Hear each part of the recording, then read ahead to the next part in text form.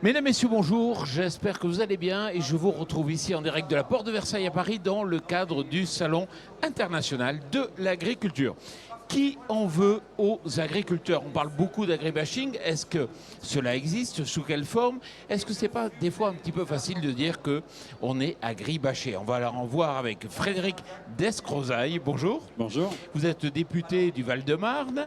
Jean-Marie Serroni, juste en face de vous, bonjour. Bonjour. Vous êtes agroéconomiste. À vos côtés, Grégory Besson-Moreau, bonjour. Bonjour. Député de l'Aube, et Xavier Mété, coordinateur FNE, Pays de Loire. Bonjour.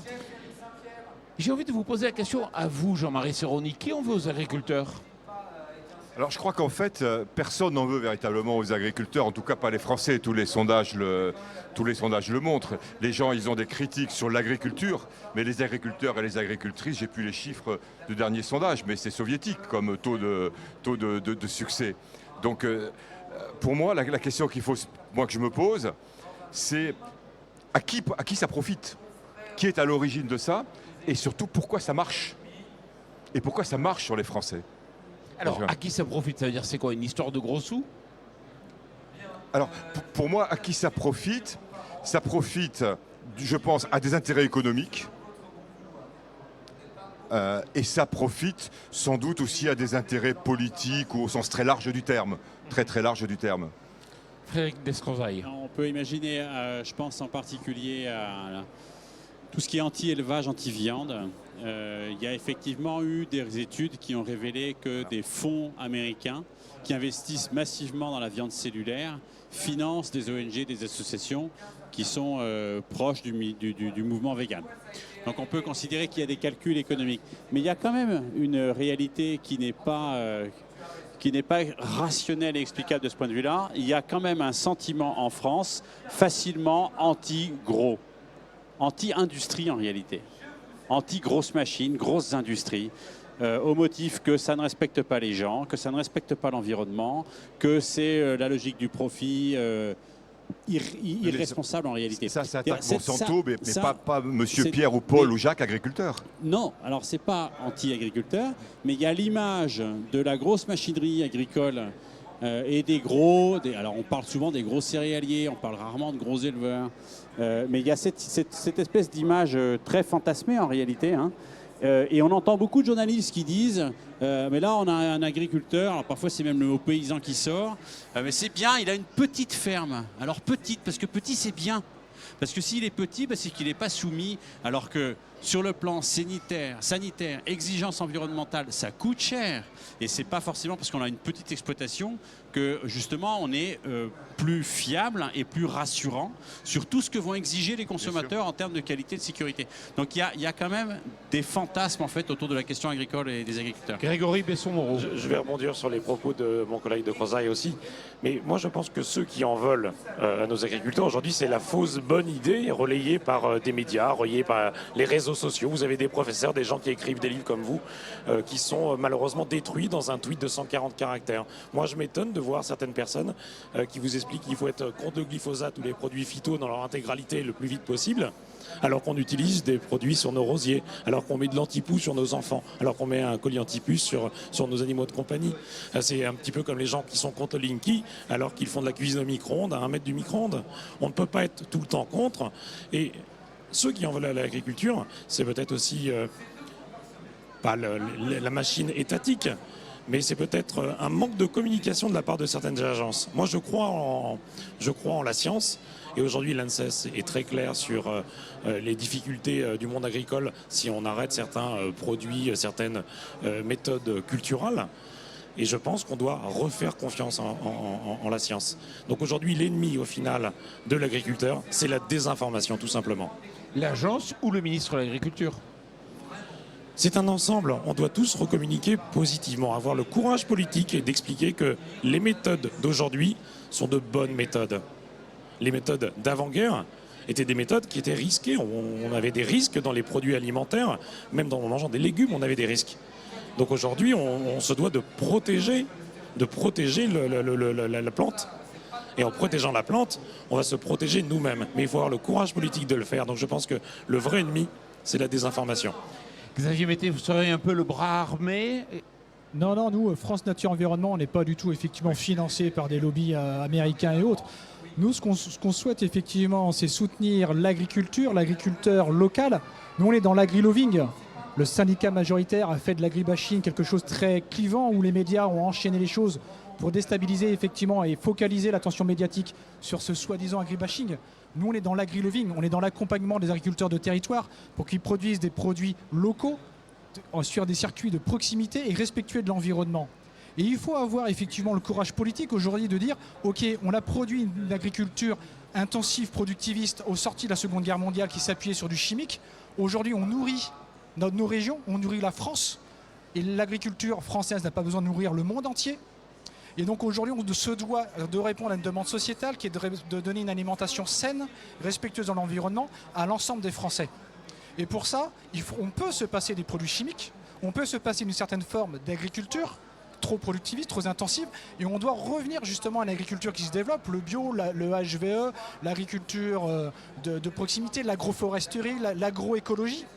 Et c'est ça la base, parce qu'on ne pourra pas continuer à utiliser des produits chimiques à tout va. On met en danger la santé des agriculteurs qui l'utilisent, des riverains. Et aujourd'hui, on a quand même une partie de la population qui n'arrive pas à faire la différence entre justement le modèle agricole et l'agriculteur. Et donc, on peut avoir des individus et des riverains qui en veulent à l'agriculteur, leurs voisins, alors qu'en fait, c'est qu'ils remettent en cause un modèle d'agriculture dominant. C'est là qu'il faut faire attention. Descrozaille. Oui, il y a juste, pour accompagner ce que vous disiez, vous m'avez fait penser à deux choses qui me semblent importantes de préciser.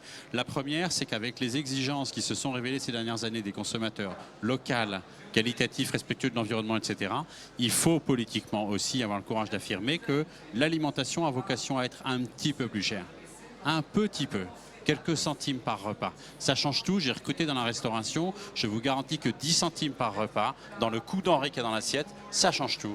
Et ça, il faut avoir le courage de le dire. Et la deuxième chose, c'est qu'il y a quand même la dimension exportatrice de la France qui, géopolitiquement, moi, en tant que député, je n'ai pas envie d'y renoncer. Il y a 5 ressources géopolitiques majeures qui permettent de décoder énormément de situations dans le monde. L'énergie, l'alimentation, l'eau, la monnaie et l'armement. L'alimentation, c'est une arme. On exporte une tonne de blé sur 2. On est positionné comme agro-exportateur et je pense que ça, moi je n'ai pas envie d'y renoncer. Ouais, et à ce moment-là, il faut peut-être arrêter d'importer des produits aussi alimentaires de l'étranger vers la France, que ce soit du soja OGM qui vient du Brésil ou que ce soit de la volaille. En France, on mange 70% de la viande blanche que nous mangeons vient de l'étranger. À un moment, on peut se poser la question, quel type de viande on veut manger ? Une viande rouge de qualité, de proximité, qui permet d'entretenir des prairies, un bocage et une agriculture qui respecte son environnement, vaut beaucoup mieux qu'une viande de basse qualité qui vient de l'étranger. Et donc, au point de vue environnemental, on y gagne à soutenir aussi une forme d'agriculture qui produit des produits de qualité. Alors effectivement, il y a une question de prix. Et effectivement, il faut aussi avoir le courage politique d'afficher certains prix. Alors après, il faut aussi avoir une égalité sociétale. On a en France des gens qui n'arrivent pas aussi à manger à leur faim tous les jours. Donc on est pris entre deux feux, mais on peut avancer sur ces questions-là ensemble. Mais il faut nous laisser du temps.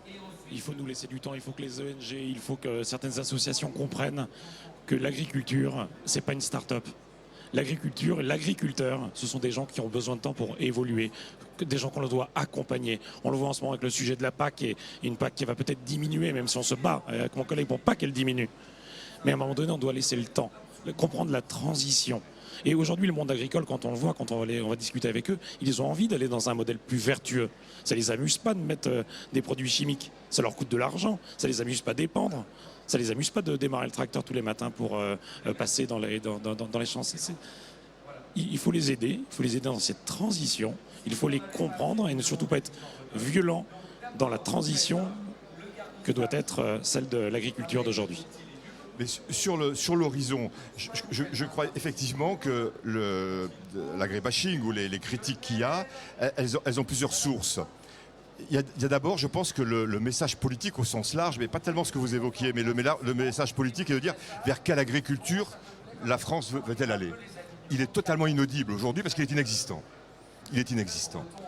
J'y reviendrai après, mais il est inexistant. Et c'est pas, quand je dis politique, c'est pas que les hommes politiques, c'est aussi les responsables agricoles. On a plus autant on avait dans les années 60 de ce que je lis, une vision assez claire. Aujourd'hui, on l'a plus. Mais dans ces critiques, pourquoi elles marchent ? Et je trouve que c'est très intéressant, les raisons pour lesquelles elles marchent, me semble-t-il.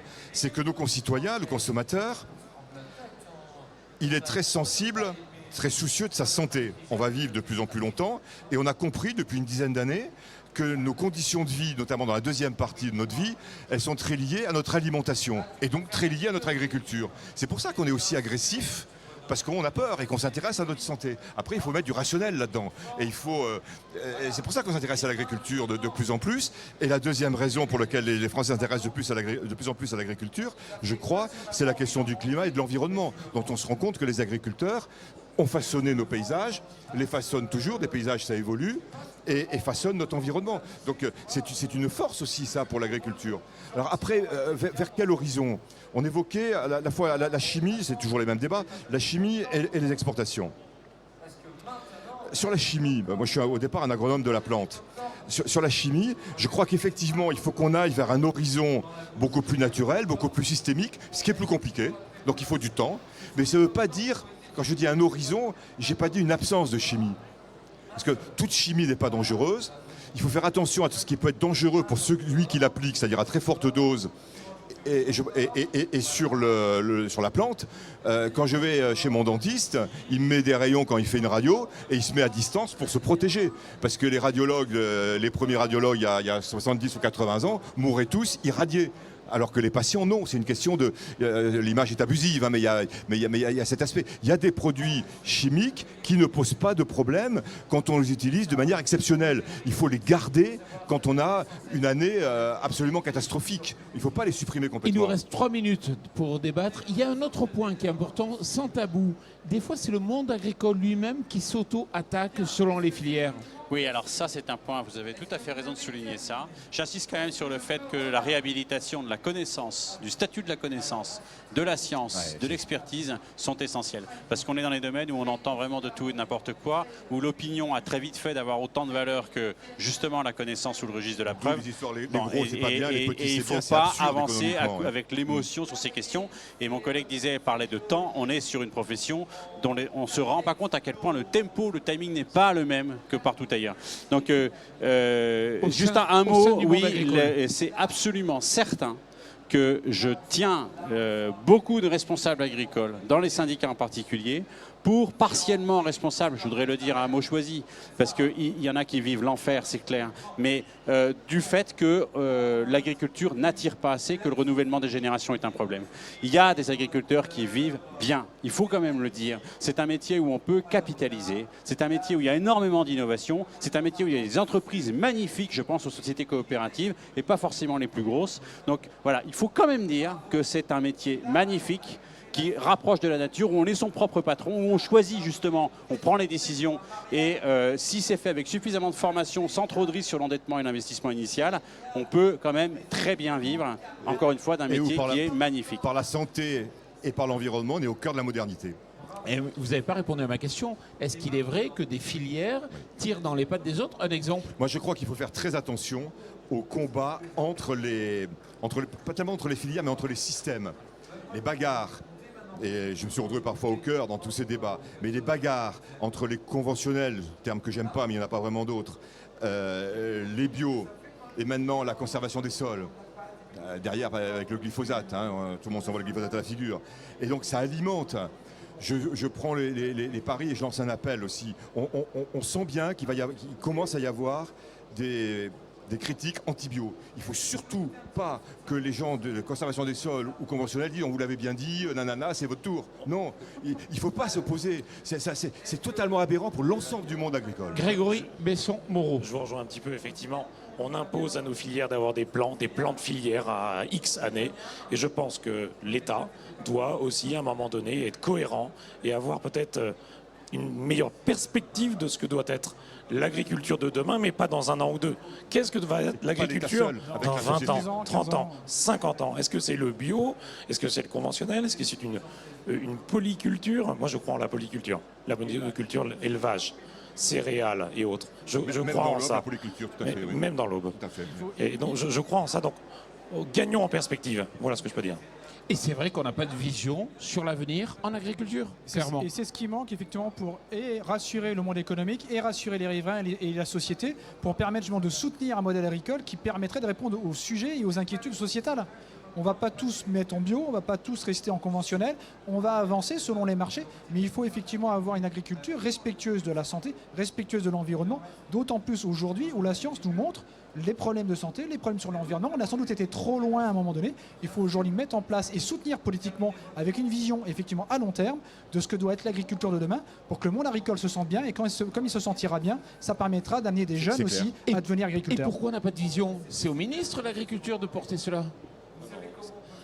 L'État peut beaucoup, mais l'État ne peut pas tout.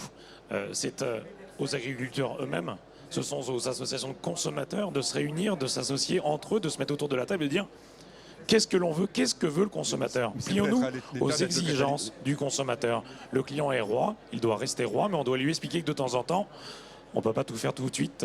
Une sorte très vite. de Grenelle de l'agriculture. On n'est pas assez bon, quand je dis on, nous députés aujourd'hui et le gouvernement, pour à la fois rassurer les sensibilités écologiques du pays, climat, environnement, santé, en disant on a compris et on change de modèle, sans inquiéter le monde agricole. On n'est pas assez bon là-dessus. Et je me tourne vers vous parce que je suis convaincu que c'est autour du sol qu'on peut avoir un récit, un discours qui permette de rompre avec le modèle NPK, avec le modèle de la chimisation et de la motomécanisation de la Plus fin du l'idée d'une 19e. seule santé. Parce qu'on va vers ça. Et c'est autour du sol, vers les substrats bactériaux et fongiques et la capacité à maîtriser le cycle du carbone, qu'on peut avoir cette agriculture, polyculture élevage, qui répondra aux attentes La du notion marché. d'écosystème Frédéric cultivé. Descrozaille, merci beaucoup. Jean-Marie Serroni, merci. Grégory Besson-Leroux, merci. D'autant plus que j'ai entendu que c'était un effort de s'exprimer. Xavier Mété, merci beaucoup d'être venu parmi nous.